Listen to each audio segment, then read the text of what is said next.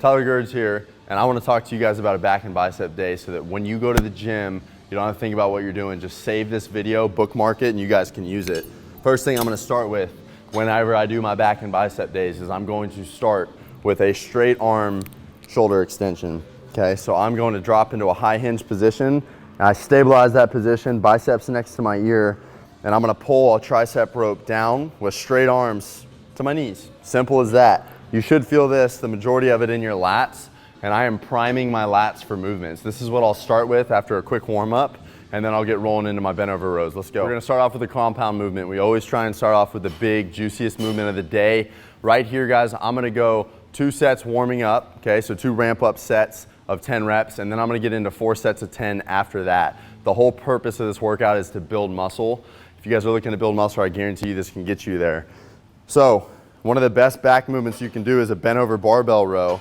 When I start is the same high hinge position we were over there. I drop into my high hinge, bend the bar apart, which engages my lats, and I'm gonna row elbows back towards my hip for 10 reps.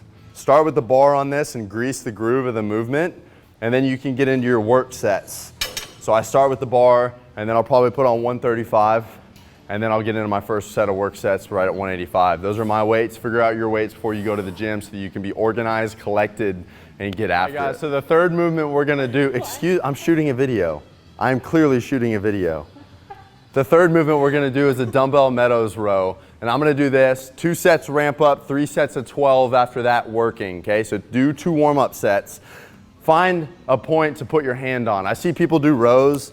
You know, you see it do them from a bench, you see them do it from a row, whatever it is. Make sure that you have spinal integrity whenever you do your freaking rows. That's all that matters. So for me, I like to get my hand on a bench, and a meadows row is a little bit different in the fact that I pull out to the side with my elbow as opposed to back towards my hip. I've made a video on this before on my page. Go check it out if you need more info on it.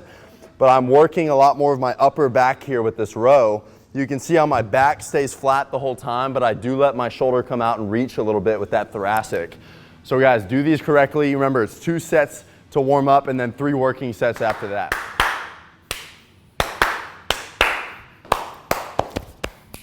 All right, lat pull downs. We're going straight into it. We're gonna do 2 ramp up sets. Guys, these ramp up sets are awesome. Dr. Rustin says it best. It's pain-free volume. You get to grease the groove on the motor pattern. You get to get better at the movement. But most importantly, you're getting more volume by doing 2 sets of 12 light. So I have it at like 50 pounds right now, and I'm gonna show you guys how to do these correctly. I see people butcher lat pull downs too. It's one of the most common back movements, but people still tend to do it incorrectly. Number one thing is I don't wanna flare my rib cage. We talk about it all the time. Keep that front line integration.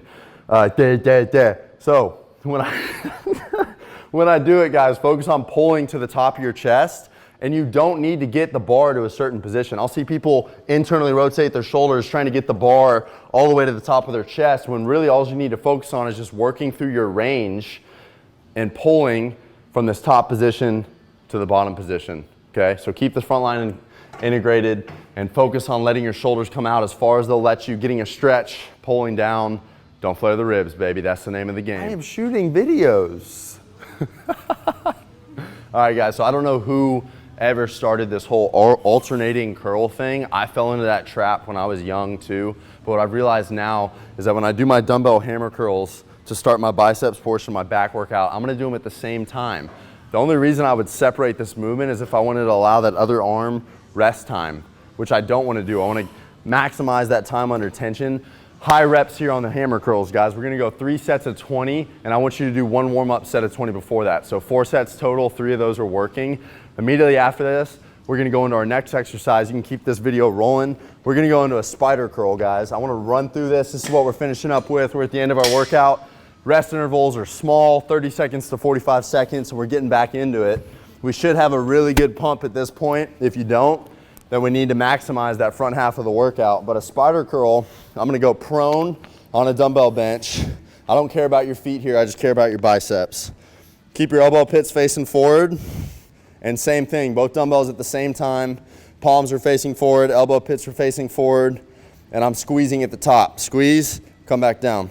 Squeeze, come back down. This takes your rest of your body out of it. You can no longer use momentum. Start light on this one. We're gonna go 3 sets of 15 on this, one set working, and I guarantee you your arm will eventually look like that.